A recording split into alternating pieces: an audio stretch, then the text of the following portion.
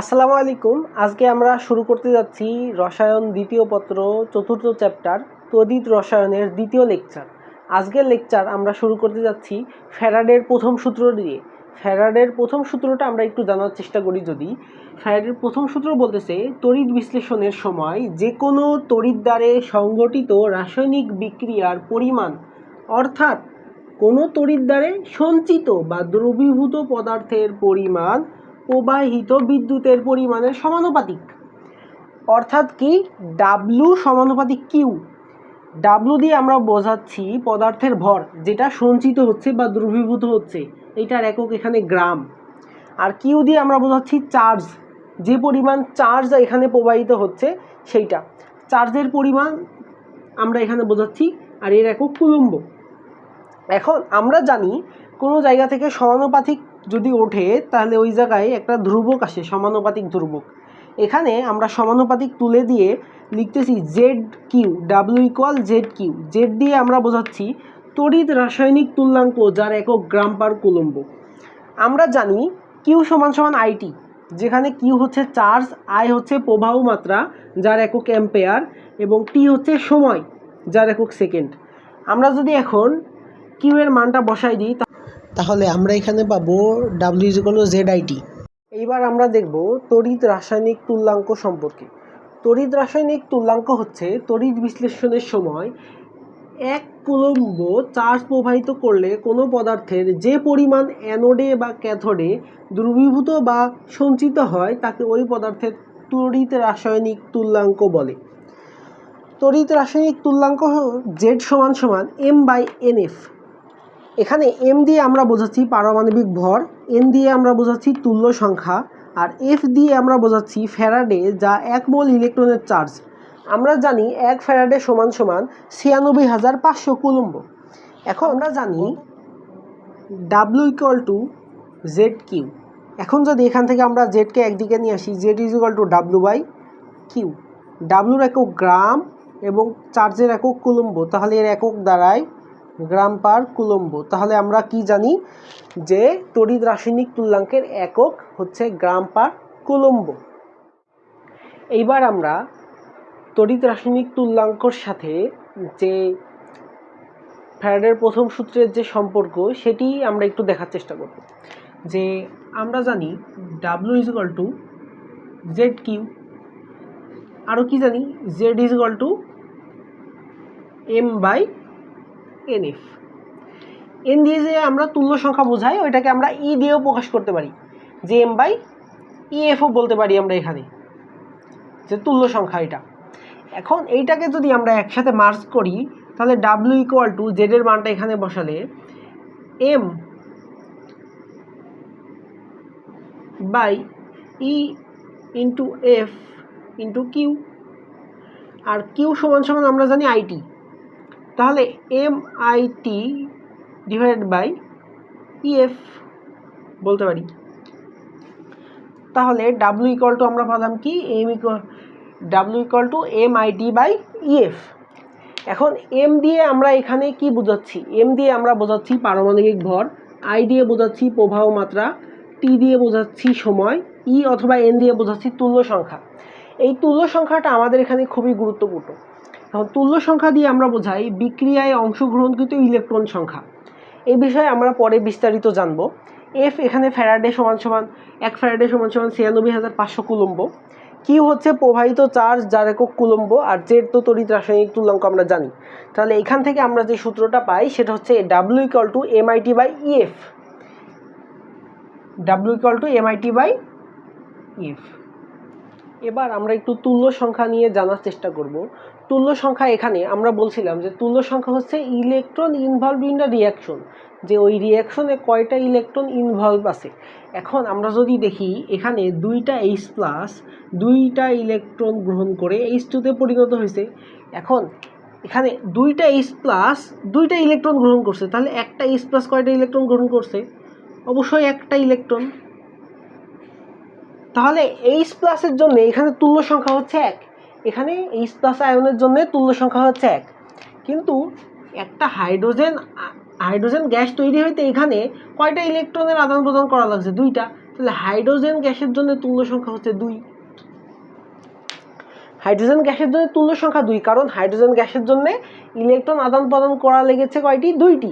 কিন্তু একটি hydrogen plus একটা ইলেকট্রন গ্রহণ করছে। 2টা হাইড্রোজেন প্লাস যদি 2টা করে তাহলে একটি হাইড্রোজেন প্লাস একটি, তাহলে H প্লাসের জন্য তুল্য সংখ্যা হবে 1। এখন যদি আমরা একটু ক্লোরাইড আয়নের দিকে তাকাই, 2টা ক্লোরাইড আয়ন 2টা ইলেকট্রন ত্যাগ করে ক্লোরিন গ্যাসে পরিণত হয়েছে। একইভাবে 2টা ক্লোরাইড আয়নের যদি 2টা লাগে, একটা ক্লোরাইড আয়নের জন্য তাহলে একটা, তাহলে ক্লোরাইড আয়নের এখানে তুল্য সংখ্যা হবে 1। একইভাবে ক্লোরিন গ্যাসের জন্য যদি আমরা দেখি, ক্লোরিন গ্যাস তৈরি হইতে 2টা ইলেকট্রনের আদান প্রদান করা লাগছে এখানে, যে 2টা ইলেকট্রন ত্যাগ করছে ক্লোরাইড, তাহলে এখানে ক্লোরিন গ্যাসের জন্য তুল্য সংখ্যা হবে কত? এন এর মান বা ই এর মান হবে এখানে কত? আমাদের এন এর মান বা ই এর মান হবে 2। এখানে দেখো অক্সাইড, এই যে অক্সাইড আয়ন, 2টা অক্সাইড আয়নের জন্য ইলেকট্রন ত্যাগ করা লাগছে 4টা। 2টা অক্সাইড আয়নের জন্য ইলেকট্রন ত্যাগ করা লাগছে 4টা, তাহলে একটা অক্সাইড আয়নের জন্য ইলেকট্রন ত্যাগ করা লাগবে 2টা। তাহলে অক্সাইড আয়নের জন্য ই এর মান হবে 2। তবে অক্সিজেন গ্যাসের জন্য ইলেকট্রন ত্যাগ করা লাগছে বা গ্রহণ করা লাগছে 4টি, তাহলে এখানে ই এর মান হবে কত? 4। তাহলে তুল্য সংখ্যার মান এখানে 4। এখন সিলভার, একটা সিলভার প্লাস একটা ইলেকট্রন গ্রহণ করে সিলভারে পরিণত হয়েছে। এখন তাহলে এখানে সিলভারের জন্য ই এর মান হবে কত? সিলভার প্লাসের জন্য ই এর মান হবে 1। আবার সিলভার ধাতুর জন্যও, যেটা সলিড জমা হয়েছে সেইটার জন্য ই এর মান হবে 1।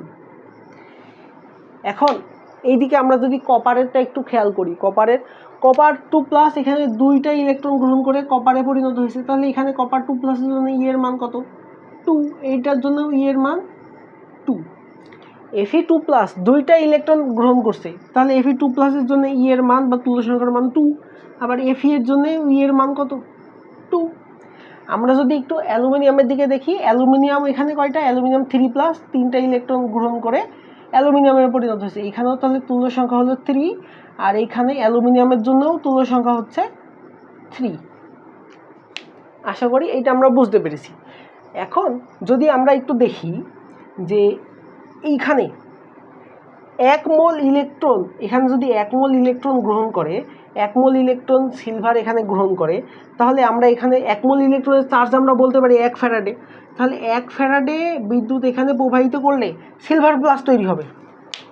1 ফ্যারাডে বিদ্যুৎ প্রবাহিত করলে সিলভার প্লাস কিসে পরিণত হবে? 1 মোল সিলভার প্লাস 1 ফ্যারাডে যদি বিদ্যুৎ প্রবাহিত করি তাহলে পারে সিলভারে পরিণত হবে। একইভাবে কপারের ক্ষেত্রে যদি আমরা একটু দেখি, কপারের ক্ষেত্রে 2 মোল ইলেকট্রন গ্রহণ করছে, তাহলে 2 ফ্যারাডে। কপার 2+, 2 ফ্যারাডে তড়িৎ প্রবাহিত করলে কপারে পরিণত হবে। Fe2+ এর জন্য 2টা ফ্যারাডে, 2টা ইলেকট্রনের জন্য 2 ফ্যারাডে যদি কারেন্ট প্রবাহিত করি, তাহলে Fe2+ থেকে কিসে পরিণত হবে? Fe-তে পরিণত হবে। আবার অ্যালুমিনিয়াম 3+ এর জন্য আমরা তাহলে বলতে পারি 3 ফ্যারাডে যদি কারেন্ট প্রবাহিত করি তাহলে অ্যালুমিনিয়ামে পরিণত হবে। একইভাবে আমরা এখানে হাইড্রোজেনের জন্যও তো আমরা বলতে পারি যে এখানে 2 ফ্যারাডে প্রয়োজন, এখানেও বলতে পারি যে 2 ফ্যারাডে, এখানেও 2 ফ্যারাডে প্রয়োজন। এখানে 2টা অক্সাইড 4টা ইলেকট্রন ত্যাগ করতেছে, তাহলে একটা অক্সাইডের জন্য হচ্ছে 2, আর এখানে একটা অক্সিজেনের জন্য টোটাল 4 মোল ইলেকট্রন এক্সচেঞ্জ হচ্ছে, তাই অক্সিজেনের তুল্য সংখ্যা হচ্ছে 4। আমরা এখানে দেখতে পাচ্ছি 1 মোল সিলভার 1 মোল ইলেকট্রন গ্রহণ করে কিসে পরিণত হয়েছে? 1 মোল সিলভার ধাতুতে পরিণত হয়েছে, 1 মোল সিলভার আয়ন। এখন 1 মোল সিলভার আয়ন 1 মোল ইলেকট্রন যে গ্রহণ করলো, 1 মোল ইলেকট্রনের চার্জ দিত 1 ফ্যারাডে, তাহলে 1 ফ্যারাডে বিদ্যুৎ যদি প্রবাহিত হয় তাহলে 1 মোল সিলভার জমা হবে। 1 মোল সিলভার যদি জমা হয়, 1 মোল সিলভারের ভর আমরা জানি 108 গ্রাম। এখন 1 ফ্যারাডে বা 96,500 কুলম্ব, 1 ফ্যারাডে সমান আমরা জানি 96,500 কুলম্ব। এখন 96,500 কুলম্ব চার্জ প্রবাহিত হলে 1 মোল বা 108 গ্রাম সিলভার জমা হয়। আমরা তাহলে কি বলতে পারি না 1 কুলম্ব চার্জ প্রবাহিত হলে 108/96,500 গ্রাম সিলভার জমা হয়? এটাকে আমরা হিসাব করলে দেখি 0.00119 গ্রাম সিলভার জমা হয় এখানে।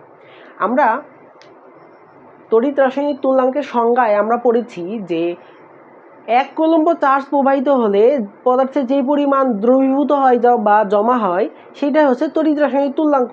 আমরা এখানে দেখছি 1 কুলম্ব চার্জ প্রবাহিত হলে সিলভারের 0.00119 গ্রাম জমা হয়। তাহলে সিলভারের তড়িৎ রাসায়নিক তুল্যাঙ্ক কত? 0.00119 গ্রাম পার কুলম্ব। এইবার আমরা যদি একটু লক্ষ্য করি, আমরা দেখতে পাচ্ছি যে কপার 2+ 2 মোল ইলেকট্রন গ্রহণ করে কপার হিসাবে জমা হয়েছে। এখন 2 মোল সমান আমরা এখানে জানি 2 ফ্যারাডে, 2 ফ্যারাডে, আর এখানে 1 মোল কপারের ওজন 63.5 গ্রাম। এখন যদি আমাদেরকে কোশ্চেনে জিজ্ঞাসা করে যে 1 মোল যদি ইলেকট্রন প্রবাহিত হয় বা 1 ফ্যারাডে যদি তড়িৎ প্রবাহিত হয় তাহলে কপারের কতটুকু জমা হবে? 2 ফ্যারাডের জন্য এখানে জমা হয়েছে 63.5 গ্রাম। তাহলে 1 ফ্যারাডের জন্য কতটুকু জমা হবে? 63.5 গ্রামের অর্ধেক। এইটা হবে আমাদের অ্যান্সার। এখন যদি অ্যালুমিনিয়ামের দেখি, অ্যালুমিনিয়াম 3+ তো 3টা ইলেকট্রন গ্রহণ করেছে, 3টা ইলেকট্রন গ্রহণ করে এখানে 1 মোল হয়েছে, এখানে তাহলে 3 ফ্যারাডে, আর এখানে 1 মোলের ভর তো 27 গ্রাম। যদি আমাদেরকে বলে 1 ফ্যারাডে বিদ্যুৎ প্রবাহিত করেছে তাহলে কতটুকু হবে? 3 ফ্যারাডের জন্য যদি 27 গ্রাম হয় তাহলে 1 ফ্যারাডের জন্য কতটুকু হবে? 1 ফ্যারাডের জন্য হবে আমাদের 27/3 = 9 গ্রাম। বা যদি বলে 2 ফ্যারাডের জন্য কতটুকু হবে?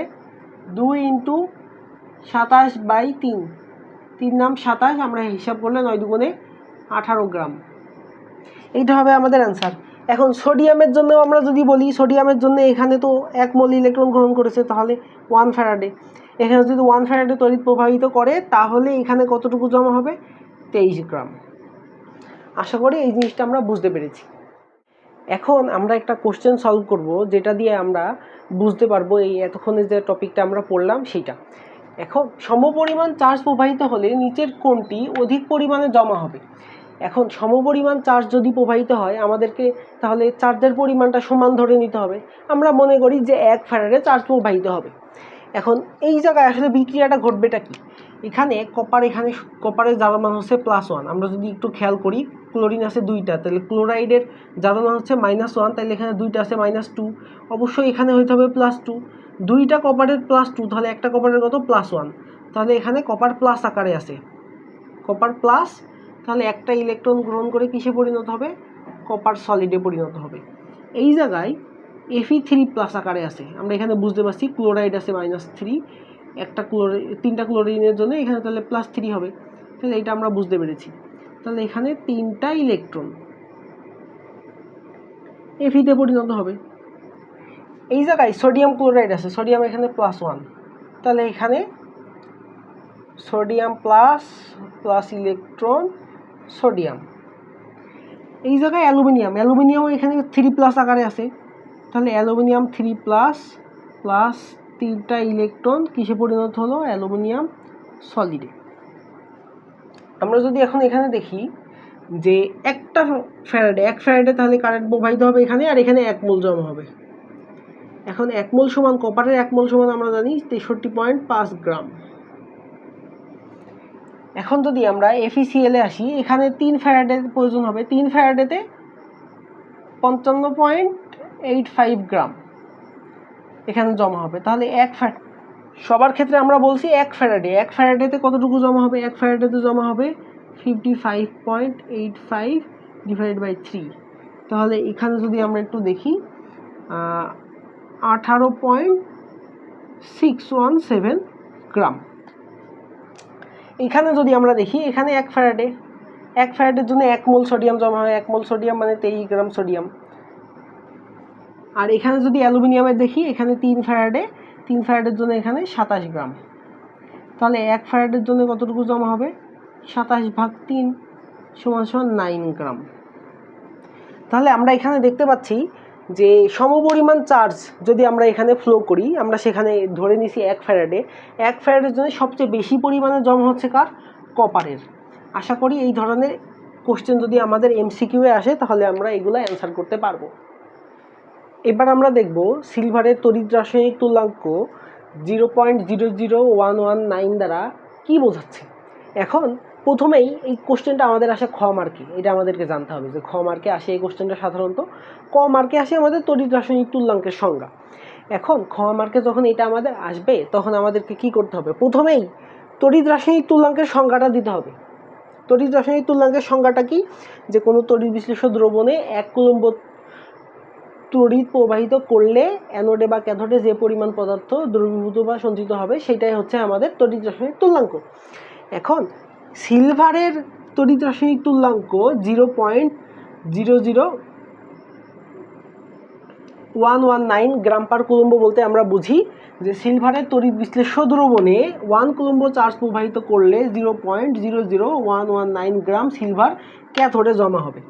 এখন এই জায়গায় আমরা একটু লিখি 0.00119 গ্রাম পার কুলম্ব।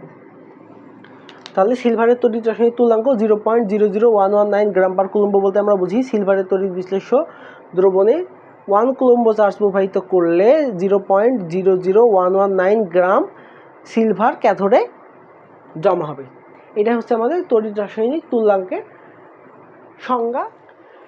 এখন আমরা দেখব রাসায়নিক তুল্যাঙ্ক কাকে বলে। রাসায়নিক তুল্যাঙ্ক হচ্ছে তড়িৎ বিশ্লেষণের সময় 1 ফ্যারাডে চার্জ প্রবাহিত করলে কোনো পদার্থের যে পরিমাণ অ্যানোডে দ্রবীভূত হয় বা ক্যাথোডে সঞ্চিত হয় তাকে ওই পদার্থের রাসায়নিক তুল্যাঙ্ক বলে। এখন রাসায়নিক তুল্যাঙ্ককে আমরা ই দ্বারা প্রকাশ করি, তাহলে E is equal to M by E. M দিয়ে আমরা বুঝি আণবিক ভর আর ই দিয়ে বুঝি তুল্য সংখ্যা, অর্থাৎ electron involve in the reaction. এখন এইটার এককটা কি, এখানে এটা হচ্ছে আমাদের গ্রাম এককে, আর এখানে এটা আমরা ব্যবহার করি ফ্যারাডেতে। তাহলে ইর একক হচ্ছে গ্রাম পার ফ্যারাডে। এখানে কেন ফ্যারাডে আমরা বলতেছি, কারণ এখানে 1 মোল ইলেকট্রনের চার্জ আছে। 1 মোল ইলেকট্রনের চার্জ আমরা জানি 1 ফ্যারাডে। এখন সিলভারের রাসায়নিক তুল্যাঙ্ক আমরা বের করব। সিলভারের রাসায়নিক তুল্যাঙ্ক বের করার জন্য আমরা এখন সিলভার প্লাস একটা ইলেকট্রন গ্রহণ করে সলিড সিলভারে পরিণত হয়। তাহলে এখানে আমরা রাসায়নিক তুল্যাঙ্ক কি বলতে পারি, E is equal to M by E. সিলভারের এম কত, আণবিক ভর আমরা জানি 108, তাহলে নিচে 1, যেহেতু একটি ইলেকট্রন ইনভলভ আছে এখানে, তুল্য সংখ্যা হচ্ছে 1, তাহলে সিলভারের রাসায়নিক তুল্যাঙ্ক হচ্ছে 108 গ্রাম পার ফ্যারাডে। এইবার আমরা দেখব ফ্যারাডের সূত্রের সাহায্যে একটি ইলেকট্রনের চার্জের গণনা। এখন আমরা জানি 1 মোল ইলেকট্রনের চার্জ হচ্ছে 1 ফ্যারাডে বা 96,500 কুলম্ব। তাহলে পারে আমরা 1 মোল ইলেকট্রন বলতে পারি 6.023 × 10⁻23টি ইলেকট্রন। তাহলে এতটি ইলেকট্রনের চার্জ যদি হয় 96,500 কুলম্ব, তাহলে একটি ইলেকট্রনের চার্জ হবে 96,500 ডিভাইডেড বাই 6.023 × 10⁻23 কুলম্ব। এইটাকে হিসাব করলে আমরা পাই 1.602 × 10⁻19 কুলম্ব। তাহলে এখান থেকেও আমরা হিসাব করতে পারি যে একটি ইলেকট্রনের চার্জ কত। এখন আমরা একটা কোশ্চেন সলভ করব যে কপারের তড়িৎ রাসায়নিক তুল্যাঙ্ক কত। এখন এর জন্য আমরা একটু সংশ্লিষ্ট বিক্রিয়া যদি লিখতে চাই, কপার 2+ 2 মোল ইলেকট্রন গ্রহণ করে কপার সলিডে পরিণত হয়। এখন এই জায়গায় আমরা জানি Z is equal to M by N F, যেখানে এম আণবিক ভর, এম এর মান হচ্ছে 63.5 গ্রাম, আর এখানে এন এর মান তুল্য সংখ্যা হচ্ছে 2, কারণ 2টা ইলেকট্রন ইনভলভ, আর ফ্যারাডে 1 ফ্যারাডে সমান জানি 96,500 কুলম্ব। তাহলে এই মানটা যদি আমরা বসিয়ে আমরা ক্যালকুলেটারে হিসাব করে, তাহলে 3.29 × 10⁻⁴ গ্রাম পার কুলম্ব। এটাই হচ্ছে এই কোশ্চেনের অ্যান্সার।